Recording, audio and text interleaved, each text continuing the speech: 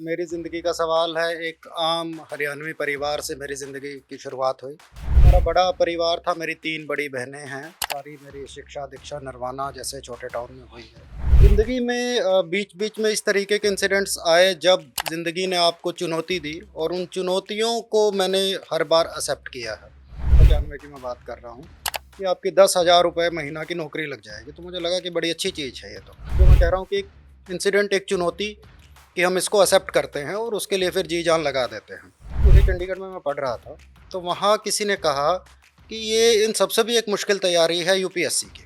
Risk बहुत बड़ा था उस समय, वहाँ पर भी मैंने अपना थोड़ा-सा रास्ता अलग ही चुना। मैं राजेंद्र नगर जाता था, वहाँ से मुझे काफ़ी कुछ आइडिया मिला। इस यूपीएससी से मैं डरता था कि मेरी जॉब बड़ी अच्छी लग गई थी उस समय, 35-40 हज़ार रुपए महीना कमा रहा था। इस एग्ज़ाम को देखकर उस समय तक मुझे पता लग गया था कि ये काफ़ी मुश्किल एग्ज़ाम है। ज़िंदगी में एम बस यही था कि मैंने फिर एग्ज़ाम दिया। एग्ज़ाम में मैंने फिर रैंक मेरी 1 आई, मैंने टॉप किया उसमें। मुझे लगा कि ज़िंदगी का जो एम था वो पूरा हो गया। नमस्कार, हमारी खास पॉडकास्ट सीरीज में आप सभी का बहुत-बहुत स्वागत है। जैसा कि आप सभी जानते हैं कि हमारी पॉडकास्ट सीरीज युवाओं को प्रेरित करने के लिए बनाई गई है और इस पॉडकास्ट सीरीज का मकसद यही है कि आपको सही रास्ते पर लाया जाए, ऐसी शख्सियतों से मुलाकात करवाकर जिन्होंने अपनी ज़िंदगी में किसी न किसी मुकाम को हासिल किया हो। तो आज हमारे साथ आईपीएस पंकज नैन साहब हैं, जो अपने काम के साथ-साथ अपनी पर्सनैलिटी को भी लेकर जाने जाते हैं। सीधे इनसे बात करते हैं, इनकी सारे संघर्ष की कहानी जानने का प्रयास करेंगे कि किस तरीके से एक आम घराने से एक व्यक्ति इतने बड़े पद पर जा पहुंचा। नमस्कार सर, बहुत बहुत स्वागत है आपका। धन्यवाद, बहुत बहुत शुक्रिया सर, सबसे पहले तो हमें समय देने के लिए। तो धन्यवाद। सर, सीधे तौर पर जानना चाहेंगे कि जिंदगी हर किसी की अलग अलग होती है। कुछ गोल्डन स्पून लेकर पैदा होते हैं, कुछ सिल्वर स्पून लेकर पैदा होते हैं और कईयों के पास स्पून भी नहीं होता सर। तो अपनी ज़िंदगी सर कहाँ से शुरू हुई? मतलब कहाँ से आपका बैकग्राउंड सर आता है? स्पून्स का तो पता नहीं, पर जहाँ तक मेरी ज़िंदगी का सवाल है, एक आम हरियाणवी परिवार से मेरी ज़िंदगी की शुरुआत हुई। मेरे पिताजी एक गवर्नमेंट सर्विस में थे, क्लास 3 की उनकी जॉब थी और इरिगेशन डिपार्टमेंट में वो एज़ अ ड्राफ्ट्समैन काम करते थे। हमारा बड़ा परिवार था, मेरी 3 बड़ी बहनें हैं और गाँव में भी मेरे पिताजी के 4 और भाई हैं, 1 बहन है, जो सभी गाँव में उस समय खेती ही कर रहे थे। तो पूरा बड़ा परिवार था जिनको वो अकेले सपोर्ट कर रहे थे। मैं नरवाना में मेरी मैक्सिमम शिक्षा हुई। मैं पैदा तो पानीपत में हुआ था, कुछ साल हम कैथल रहे और उसके बाद की सारी मेरी शिक्षा-दीक्षा नरवाना जैसे छोटे टाउन में हुई है। तो जैसा मैं कह रहा था कि मेरा जीवन एक उसी तरीके का जीवन शुरुआत में रहा है, जो बहुत सारे हमारे हरियाणा के बच्चों का जीवन आज की तारीख में है। जी। तो भाई साहब, एक बात इसमें देखने वाली ये है कि हर व्यक्ति इस मुकाम तक नहीं आ पहुंचता। तो इसमें आप क्या ऐसी अलग चीज मानते हैं जो घटनाएं आपके साथ हुई? कोई ना कोई ऐसे समीकरण बनते हैं जिंदगी के अंदर कि व्यक्ति यहाँ तक आ पहुंचता है। कई बार मजबूरी हो जाती है, तो कई बार एक जुनून हो जाता है कि मुझे ये करना है। क्योंकि आप देखेंगे कि अधिकांश युवा आजकल रियल से रील लाइफ में ज्यादा इंटरेस्ट रखने लग गया है। सोशल मीडिया पे आपकी फॉलोइंग भी हमने चेक की, बहुत ज्यादा अच्छी है। तो आप कोशिश करते हैं युवाओं को प्रेरित करने का, और आप यहाँ तक कैसे आए, ये समीकरण कैसे बना? समीकरण जैसा मैंने कहा कि मैं बड़े साधारण परिवार से था। मुझे तो उस समय तक ये सिविल सर्विसेज़ क्या होती है, इनका भी नहीं पता था। ज़िंदगी में बीच-बीच में इस तरीके के इंसिडेंट्स आए जब ज़िंदगी ने आपको चुनौती दी और उन चुनौतियों को मैंने हर बार एक्सेप्ट किया है। मैं 11वीं कक्षा में पढ़ रहा था जब 1995 में हरियाणा में बाढ़ आई थी और हमारे स्कूल की छुट्टियां हो गई थी। स्कूल के सभी बच्चे बाढ़ राहत के कार्यक्रमों में लगे हुए थे। हम भी छोटे-छोटे कभी किसी गांव में जा रहे थे, कभी किसी गांव में जा रहे थे। जी। उस टाइम मुझे ज़िंदगी में पहली बार पता लगा कि कोई आईआईटी नाम की चीज़ भी होती है, जहां आप नॉन मेडिकल करके अपनी इंजीनियरिंग कर सकते हैं। हमारे एक सीनियर ने बताया कि अगर आप आईआईटी में एडमिशन ले लोगे, तो आपकी डे 1 से, उस समय 95 की मैं बात कर रहा हूँ, कि आपकी 10,000 रुपए महीना की नौकरी लग जाएगी। तो मुझे लगा कि बड़ी अच्छी चीज़ है ये तो। उसने फिर मैंने पूछा कि इसमें एडमिशन कैसे होता है? तो उन्होंने कहा कि कॉम्पिटिटिव एग्ज़ाम होता है और आपको ये किताबें पढ़नी पड़ेगी। तब से मैंने वो किताबें लेके उनमें पढ़ाई करना शुरू किया। आईआईटी में तो ख़ैर उस साल जब मैंने पेपर दिया तो पेपर किसी कारणवश लीक हो गया था और वो दोबारा एग्ज़ाम हुआ, बट मेरा दूसरे इंजीनियरिंग कॉलेज में एडमिशन बड़े अच्छे इंजीनियरिंग कॉलेज में हुआ और वहाँ से मैंने अपनी इंजीनियरिंग की। तो वो एक छोटी-सी जो मैं कह रहा हूँ कि एक इंसिडेंट, एक चुनौती कि हम इसको एक्सेप्ट करते हैं और उसके लिए फिर जी-जान लगा देते हैं। इसी तरीके से जब मैं इंजीनियरिंग में आया तो वहाँ पर जब हमारा इंजीनियरिंग का तीसरा या चौथा साल हो रहा था, तो सभी बच्चे अपनी-अपनी आगे की करियर की तैयारियों में लग गए थे। कोई विदेश में जाकर अपना करियर बनाना चाहता था, अपना जीआरई की वो तैयारी में लग गया। बिल्कुल। कोई एमबीए करके अपना करियर बनाना चाहता था, वो एमबीए की तैयारी में लग गया। वहाँ किसी ने मुझे चंडीगढ़ में मैं पढ़ रहा था, तो वहाँ किसी ने कहा कि ये इन सबसे भी एक मुश्किल तैयारी है यूपीएससी की और आप अगर उसको कर लें, तो आप इस तरीके से आईएएस अफ़सर लग सकते हैं और साथ में ये पीसीएस की भी तैयारी होती है, आप एचसीएस अफ़सर लग सकते हैं। तो वहाँ पर भी मैंने अपना थोड़ा-सा रास्ता अलग ही चुना कि मैं ये एमबीए और जीआरई ना करके इस रास्ते को चुनने की कोशिश करता हूँ। तो सर जो आपका समय था, जहाँ तक मुझे पता है कि उस समय इतनी होड़ नहीं थी तैयारी करने की, मतलब ये मार्ग कोई-कोई चुनता था, यानी कि अधिकारियों के ही बच्चे चुना करते थे या जो थोड़े से ज्ञानी उस समय में हुआ करते थे, उन्हीं को इस बारे में पता होता था।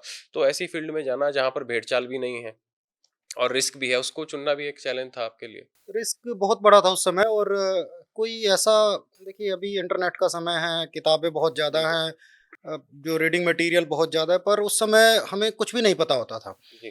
कुछ लोग सीनियर्स बता देते थे कि ये किताबें पढ़नी हैं या गाइड कर देते थे और गाइडेंस का भी ना सोशल मीडिया था, कुछ पता भी नहीं होता था। तो चंडीगढ़ में मुझे याद है कि कुछ लोग इस तरीके की तैयारी करवा रहे थे। मैं पहली बार उनके पास गया तो एक छोटा-सा कमरे में उन्होंने 3-4 बच्चों को बिठा रखा था और क्योंकि वो एक पर्टिकुलर सब्जेक्ट ही उनको आता था, तो वो उसी सब्जेक्ट की वो तैयारी करवाते थे। और मुझे याद है कि मैं अपने इंजीनियरिंग के सब्जेक्ट छोड़ के उस दूसरे सब्जेक्ट को उनके साथ पढ़ने लग गया, जब मैंने शुरू में तैयारी शुरू की। तो इस तरीके से शुरुआत हुई, उसके बाद जैसे-जैसे बाहर निकला, कुछ और पता लगा। इंजीनियरिंग के बाद मेरी मारुति उद्योग लिमिटेड में जॉब लग गई थी एज़ इंजीनियर, तो वहाँ पर मैं कुछ साल 1-2 साल मैंने वहाँ पर जॉब की। लकीली वहाँ मैं दिल्ली में जो इस तरीके के कोचिंग सेंटर है, उसके गुड़गाँव के साथ था, तो मुखर्जी वो नगर बहुत फेमस हुआ करता है हाँ, बाद में। मुखर्जी नगर और साथ में राजेंद्र नगर था, तो मैं राजेंद्र नगर जाता था, एक मोटरसाइकिल मेरे पास होती थी उस टाइम, उस पर बैठकर जाता था। तो वहाँ से मुझे काफ़ी कुछ आइडिया मिला। पर तब भी मैं कहूँगा कि मेरे लाइफ़ का उस समय भी अगर ज़िंदगी का मकसद देखें, तो इस यूपीएससी से मैं डरता था कि मुझे लगता था शायद ये मेरा कभी इसमें एडमिशन होगा तो ही उस नहीं। समय तक आप कमाने लग गए थे, मतलब या पेरेंट्स पर डिपेंड थे? उस टाइम मैं कमाने लग गया था और पेरेंट्स पे डिपेंडेंसी काफ़ी कम ही हो गई थी। तो डर लगता था आपको यूपीएससी से? जी। डर 2 तरीके से लगता था, एक तो मेरी जॉब बड़ी अच्छी लग गई थी उस समय। मैं 2001 में 35-40 हज़ार रुपए महीना कमा रहा था। जिस बड़ी समय बात। यूपीएससी के जो बच्चे निकलते थे, उनकी भी तनख्वाह उस समय 16-17 हज़ार रुपए होती थी। तो दूसरा कि इस एग्ज़ाम को देखकर उस समय तक मुझे पता लग गया था कि बहुत सारे बच्चे इस एग्ज़ाम को देते हैं और ये काफ़ी मुश्किल एग्ज़ाम है और मुझे लगता था कि ये एग्ज़ाम नहीं होगा।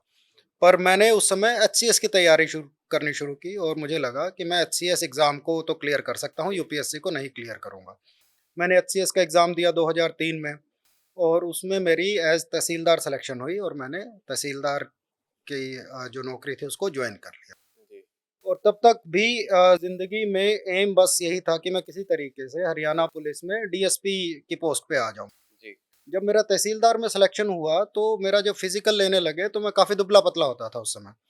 वो कई साल बाद फिज़िकल ले रहे थे, उन्होंने वो खींच-खींच के फीता मेरी चेस्ट उसमें कम कर दी कि आपकी तो पूरी ये चेस्ट नहीं है। और वो मेरी ज़िंदगी का एक दूसरा इंसिडेंट था कि अब तो इस चीज़ को करना है। हुँ। तो अगले साल मैंने फिर एग्ज़ाम दिया और एचसीएस के एग्ज़ाम में मैंने फिर रैंक मेरी 1 आई, मैंने टॉप किया उस एग्ज़ाम जी। को। तो उसके बाद मुझे लगा कि ज़िंदगी का जो एम था वो पूरा हो गया और इसको कंटिन्यू करते हैं। पर किसी कारण से उस साल वो जो हमारा बैच था उसकी जॉइनिंग नहीं हो पाई हुँ। और कोर्ट में केस चल पड़ा जी। और करीब 1 डेढ़ साल तक वो कोर्ट में केस चलता रहा हाई कोर्ट में। उसके बाद वो सुप्रीम कोर्ट चला गया।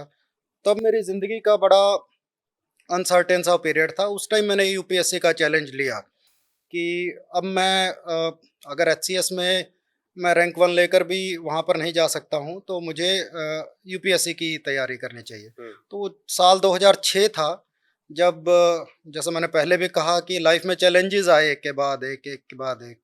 ये बड़ा अच्छा चैलेंज था क्योंकि पहले भी नौकरी लग चुकी थी, तो बिल्कुल। मुझे लगा कि इस चैलेंज को स्वीकार करते हैं।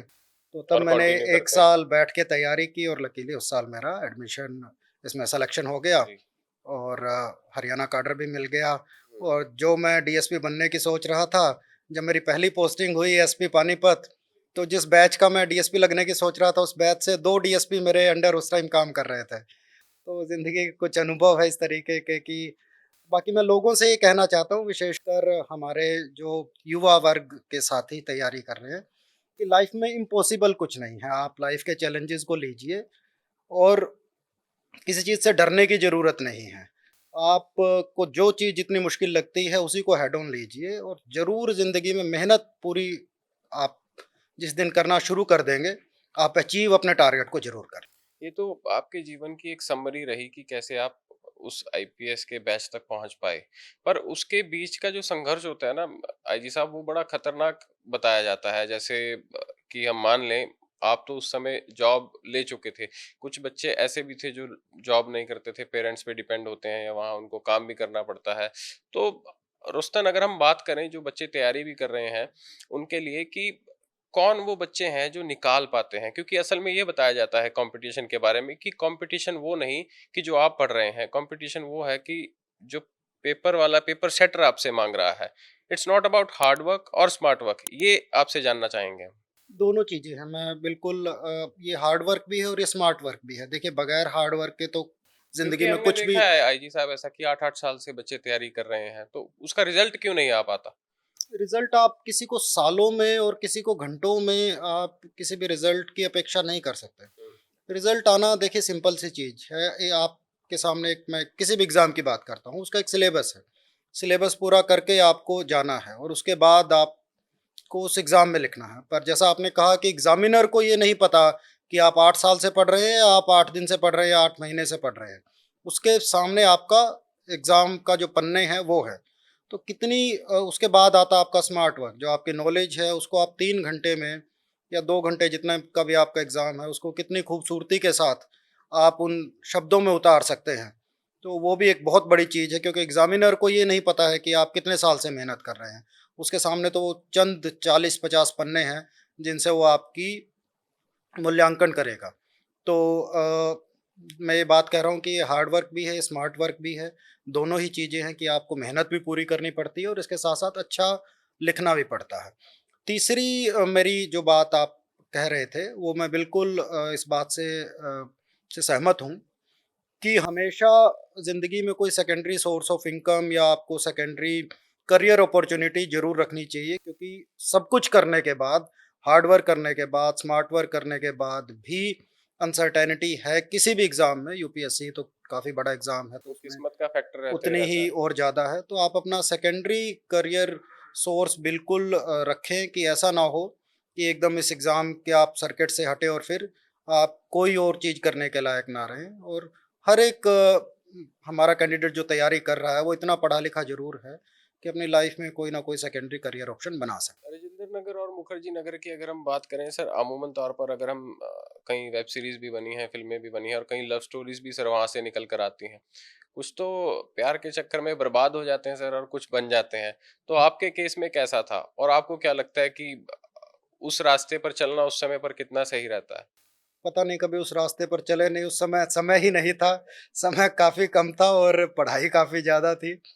तो जिस रास्ते का पता नहीं है तो उस बारे में तो कमेंट नहीं कर जी। सकता। तो इसमें सर फैमिली का एक बड़ा रोल रहता है। तो फैमिली किस तरीके से आपको सपोर्ट किया करती थी? कौन मतलब, क्योंकि ना एक लड़कों पर प्रेशर रहता है कि अब तेरे को शादी भी करनी है और तेरे को लाइफ में सेटल भी होना है। ये प्रेशर आपके ऊपर था उस समय पे?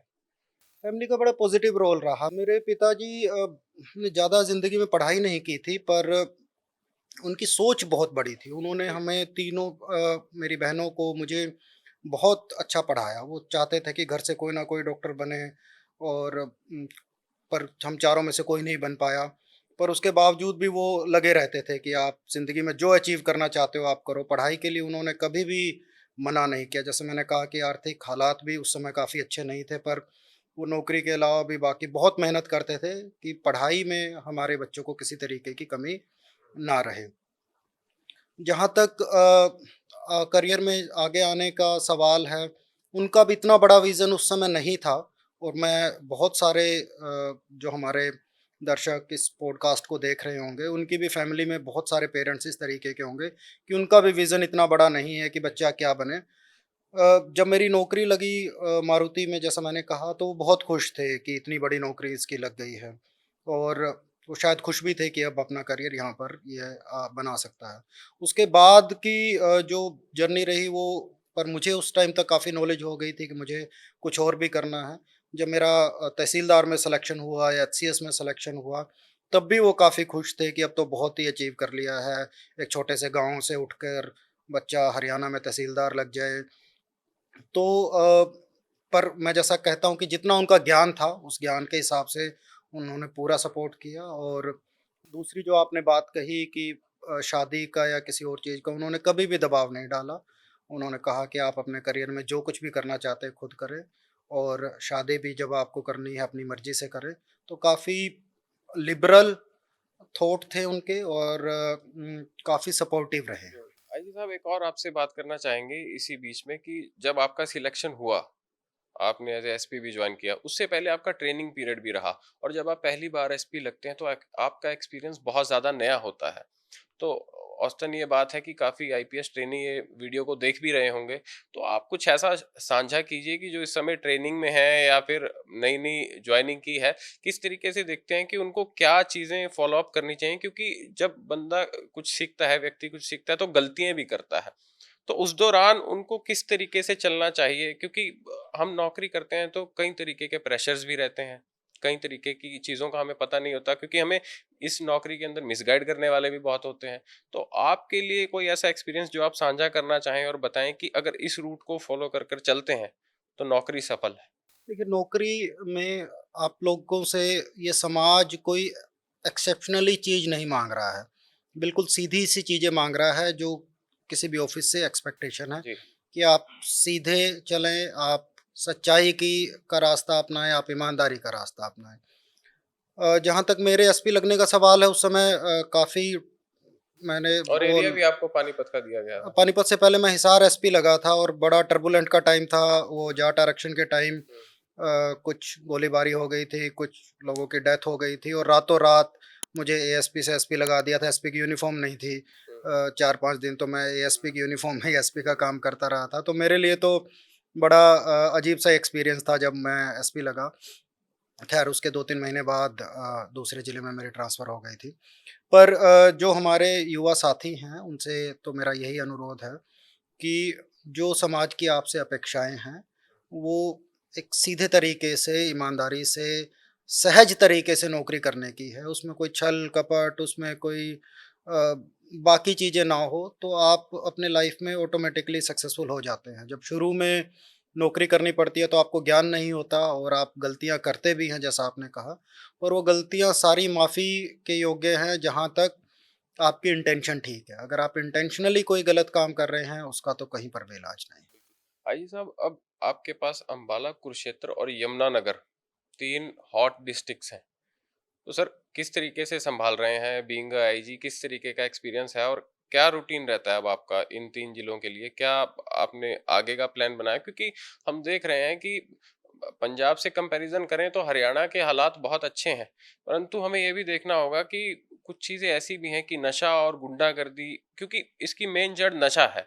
एक नशे को बेचने के लिए ही हथियार चलाए जा रहे हैं, चोरियाँ, स्नैचिंग हो रही हैं। तो क्या पर्दे के पीछे छुपे हुए व्यक्तियों को पकड़ा जा रहा है या फिर अभी भी उन्हीं को पकड़ा जा रहा है जो स्नैचिंग कर रहे हैं या जो नशा बेच रहे हैं? 2-3 चीज़ें हैं। पहली चीज़ अपराध को लेकर के ही तीनों जिलों में अभी अपराध थोड़ा-सा अ, एक तरीके से ज़्यादा ही है, मैं ये कहूँगा जी, और नशे का भी क्योंकि हमारा पंजाब से बॉर्डर लगता है, बिल्कुल। तो दोनों चीज़ों पर हमारी प्रायोरिटी रहेगी। लकीली हमारे तीनों जिलों के एसपीज़ बहुत बढ़िया हैं, अभी बड़ी मेहनत से काम कर रहे हैं जी, और हमारा पुलिसिंग का सिस्टम है ही एसपी सेंट्रिक। हमारा जिले के जो अध्यक्ष हैं वही उसको सँभालते हैं। पर उनके साथ में मैं बैठकर उनको जिस भी तरीके की गाइडेंस की ज़रूरत है या मेरी सपोर्ट की ज़रूरत है, वो मैं उनको कर रहा हूँ। 2 चीज़ें एक पहला है अपराध, हुँ, वो हमारे टारगेट पर है कि कोई भी अपराधी हमारे इस टारगेट से छूट ना पाए। जितने भी इस तरीके के इंसिडेंट होते हैं, जहाँ पर जो सनसनीखेज तरीके के इंसिडेंट है और समाज में थोड़ा-सा अनस्टेबिलिटी पैदा करते हैं, उनका टाइमली गिरफ्तारी हो और फ्यूचर में वो इंसिडेंट ना हो, उस पर हमारी प्रायोरिटी है। जो हमारे सेंसिटिव एरियाज़ हैं, उस पर काफ़ी हमने फ़ोर्स भी लगाई है और टारगेट हार्डनिंग भी काफ़ी की है। दूसरा इशू आता है नशे का, नशे के खिलाफ हम डायरेक्ट प्रहार भी कर रहे हैं। जितने नशा को बेचने वाले आदमी हैं या इस तरीके की जो भी इन्फॉर्मेशन आ रही है, उन पर डायरेक्टली एक्शन लिया जा रहा है। पिछले 3-4 महीनों में काफ़ी अच्छी रिकवरी भी हुई है यहाँ पर। और दूसरा है कि किस तरीके से हमारे युवाओं की एनर्जी चैनलाइज़ हो। उसके लिए सबसे हमने बड़ा सवाल आईजी साहब यही था, अगला सवाल मेरा आपसे यही था कि नशा तो है ही है, पर अगर उसके खिलाफ अवेयरनेस हम फैला दें या युवा की जो एनर्जी है, जो इधर भटकेगी उसको सही तरीके से लगा दें। और इसी के अंदर एक और चीज़ ऐड करना चाहूँगा, खट्टर साहब के टाइम में आपको एक और एडिशनल चार्ज दिया गया था सीएमओ में। उसके बारे में भी आप बताएँ हमें और उसी उसी का फ़ायदा लेते हुए किस तरीके से आप युवाओं के लिए काम कर रहे हैं हरियाणा में? पहला जैसे मैंने कहा कि एक हमने तीनों ही ज़िलों में बड़े डेडिकेटेड ऑफिसर्स की टीम बनाई है। उनके साथ में डॉक्टर्स भी लगाए हैं। वो हर एक डोर टू डोर जाकर इस तरीके से जो नशे में लिप्त व्यक्ति हैं, उनकी हेल्प भी कर रहे हैं और किसी को मेडिकल हेल्प की ज़रूरत है, तो हम उसको as a victim he treat कर रहे हैं, उसको जी, कोई कल्प्रिट नहीं ट्रीट कर रहे हैं। जी, बड़ी बात है। उसको हम मेडिकल हेल्प भी दे रहे हैं। इन सभी टीम के मेंबर्स की हमने प्रॉपर ट्रेनिंग भी करवा दी है।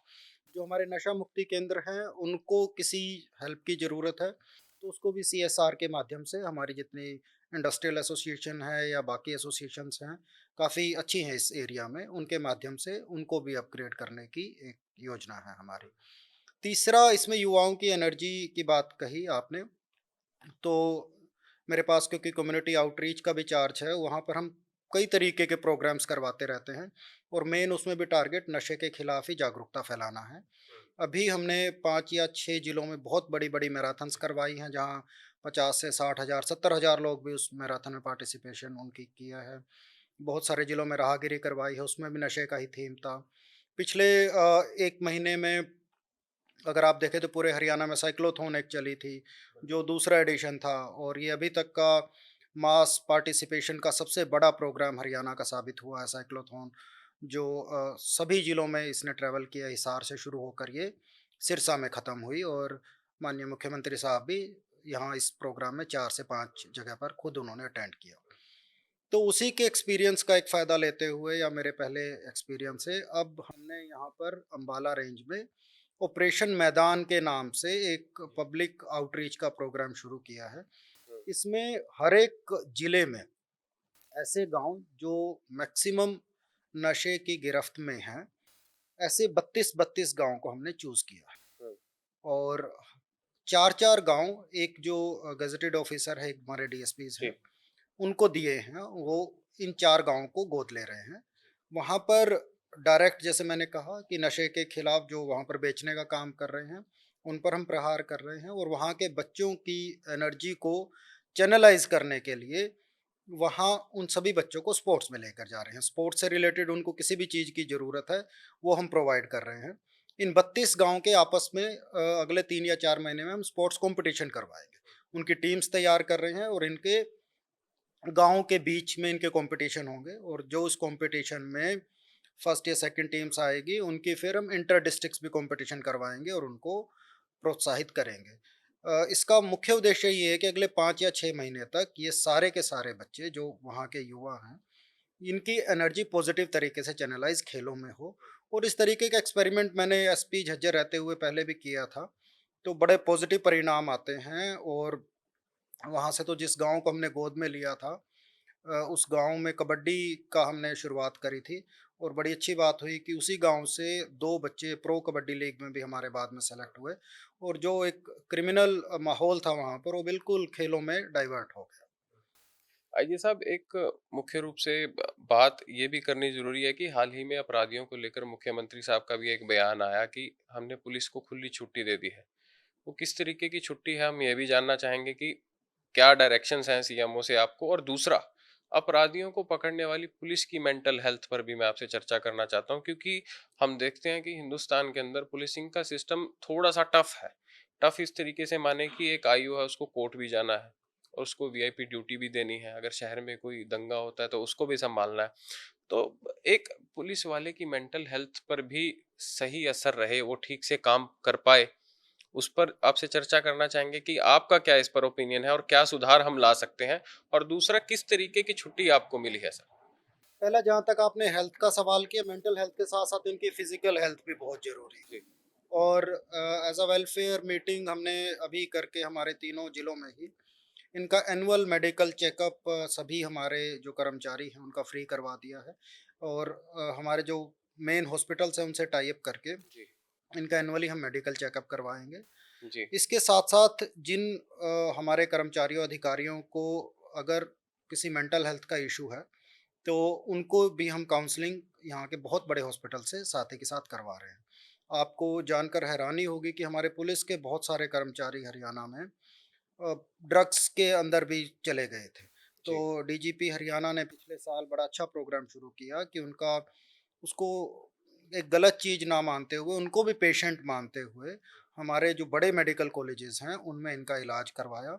और करीब पहले फ़ेज़ में 110 से 115 इस तरीके के कर्मचारी थे, जिनमें से 80 अभी सक्सेसफुली अपना इलाज करवा के दोबारा पुलिसिंग में आ गए हैं। अदरवाइज़ इनका खुद भी खराब हो रहे थे, इनकी हेल्थ भी खराब हो रही थी और इनके परिवार भी बर्बाद हो रहा था। तो इस तरीके के कुछ कर्मचारी हमारे यहाँ पर भी थे और उनका सक्सेसफुली हमने रिहैबिलिटेट करवा के उनको दोबारा पुलिसिंग में हम लेकर आए हैं। ये प्रोग्राम आगे भी कंटिन्यू रहेगा। और जिस जो आपने बात करी मेंटल हेल्थ पे लेकर, तो इस पे भी हम काउंसलिंग लगातार साथी के साथ करवाते रहते हैं। जी, दूसरा जो बात आपने कही पुल एंड प्रेशर की, उसमें मैं बता दूं कि वो माननीय मुख्यमंत्री साहब का भी ये सीधा सा संदेश है जी, कि अपराधियों को किसी तरीके का संरक्षण ना दिया जाए। चाहे वो पुलिस की तरफ से हो, चाहे वो किसी और ऑर्गेनाइजेशन की तरफ से हो या पॉलिटिकल हो, उनको किसी भी तरीके की कोई भी उनका उनके ऊपर हाथ ना हो, उनके ऊपर सिर्फ़ और सिर्फ़ एक पकड़ने का हाथ हो और वो हमारी पुलिस का हाथ हो। हुँ। तो उसी के तहत हम काम कर रहे हैं। तो हम मान के चलें कि अपराधियों की इस बार हरियाणा में खैर नहीं। देखिए, हम पूरी कोशिश करेंगे कि जी, हरियाणा के नागरिक को एक सुरक्षित वातावरण मिले और अपराध में जितने भी लोग लगे हुए हैं, उन पे हम सख्त से सख्त कार्रवाई करें। अभी पीछे भी हमारे जो इंसिडेंट हुए हैं, हमने बड़ा मुस्तैदी के साथ सबको अरेस्ट किया है। अरेस्ट करते हुए कुछ एनकाउंटर्स भी हुए हैं और आगे भी इस तरीके की गतिविधि हमारी जारी रहेगी।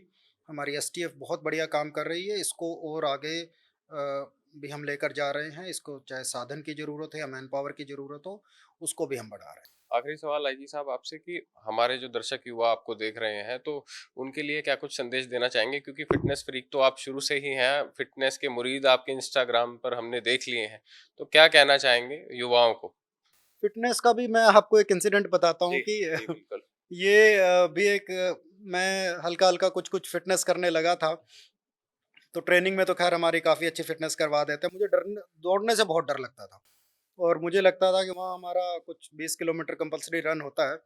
मुझे लगता था कि मैं इस रन को कभी पूरा नहीं कर पाऊँगा क्योंकि ज़िंदगी में कभी दौड़ा नहीं। तो ये लगातार दौड़ना होता था 20 किलोमीटर? हाँ, एक बार में उसको 20 किलोमीटर पूरा करना होता है। तो मुझे ये लगा कि मैं तो इसको कभी भी पूरा नहीं कर पाऊँगा। फिर एक दिन ये विचार आया कि ऐसा क्या तेरे अंदर कमी है जो तू इस चीज़ को नहीं कर पाएगा।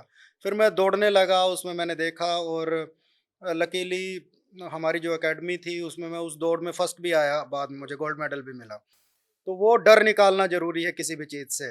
दूसरा वहाँ से फ़िटनेस की कुछ आदत पड़ी, बीच में कुछ ज़िलों में नौकरी करके फ़िटनेस ख़राब भी हो गई थी। दोबारा फिर मैं रोहतक, झज्जर गया तो मैंने दोबारा अपने आप को फ़िट करने के लिए कुछ एक्सरसाइज़ शुरू की। उस टाइम हमारा इंडिया में फिट इंडिया चैलेंज चल रहा था और माननीय प्रधानमंत्री साहब ने फ़िटनेस एक्सरसाइज़ करके को चैलेंज किया, उसमें चैलेंज करते थे एक के बाद एक के बाद आप किसको चैलेंज करते हो, तो उन्होंने हमारी पुलिस ऑर्गेनाइजेशंस को चैलेंज किया। तो शाम को मेरे किसी कुलीग का फ़ोन आया कि आप इस फ़िटनेस चैलेंज को एक्सेप्ट करो और आप भी एक अपनी वीडियो इसमें डालो। जी, तो मुझे लगा कि मुझे अपनी वीडियो नहीं डालनी चाहिए इसमें। पर उनका काफ़ी उन्होंने परसुएड किया मुझे और मैंने अपनी एक उसमें वीडियो डाल दी और वो वीडियो को फ़िटनेस की वीडियो थी उसको प्रधानमंत्री जी ने 3 वीडियो को रीट्वीट किया था, उसमें क्या से एक बात है! उसको भी कर दिया। बड़ी बात है। तो वो ये एक तरीके का एक एक्सीडेंट सा ही हो गया कि उसके बाद सभी ने कहा कि इसकी तो फ़िटनेस वीडियो भी रीट्वीट कर रखी है, तो वो अब तो फिट रहना एक मजबूरी सी भी बन गई है। पर अब तो बड़ी ज़िम्मेवारी आपके कंधों पर है। ये तो ख़ैर मज़ाक जी, की बात थी पर जी। बात ये है कि एक फिट शरीर ही आपको आगे के लिए मोटिवेट करता है काम करने के लिए, तो हमारे युवाओं से भी मेरा अनुरोध है कि अपनी फ़िटनेस पर ज़रूर ध्यान दें। गलत चीज़ों में आप बिल्कुल ना जाएँ या नशे में या बाकी चीज़ों में, इसका कोई फ्यूचर नहीं है। नशा करके आप लोगों को खुशी कभी नहीं मिल सकती। नशे में जो हमने जिन जो बच्चे डले हुए हैं इनकी काउंसलिंग की, तो बहुत बुरी ज़िंदगी है इनकी। जब नशा करते हैं, तब ये अपने आप से दूर हो जाते हैं और जब नशा नहीं करते, तब भी ये अपने आप से दूर ही रहते हैं, इनका इतना बुरा हाल होता है। एक बहुत गलत जाल में नशे के चक्कर में आदमी फँस जाता है। तो अपनी फ़िटनेस पर ध्यान दें, फ़िटनेस का नशा सबसे बड़ा नशा है। दूसरा, आप लोग के करियर के लिए मैं ज़रूर कहूँगा कि जिस भी आप काम में लगे हुए हैं, उसमें अपनी ज़िंदगी की पूरी मेहनत दे दें और आपको किसी और से मोटिवेशन लेने की ज़रूरत नहीं है। आपकी खुद की ज़िंदगी में बहुत सारे ऐसे वक्तव्य हुए होंगे, बहुत सारा ऐसा वक़्त आया होगा, जब आपने थोड़े से समय में बहुत बढ़िया चीज़ अचीव की होगी। तो आप वही हैं जो जिसने उस समय अचीव किया था, तो अब भी कर सकता है। आप अपने आप से मोटिवेट हों और ज़िंदगी में जैसा मैंने कहा कि मेहनत में कमी ना छोड़ें, उसके बाद भगवान सुनता ज़रूर है और आपका रिज़ल्ट ज़रूर ही ज़रूर देगा। बहुत-बहुत शुक्रिया ये सब बात करने के लिए। आपका समय थैंक बहुत यू। कीमती था। धन्यवाद। Thank you.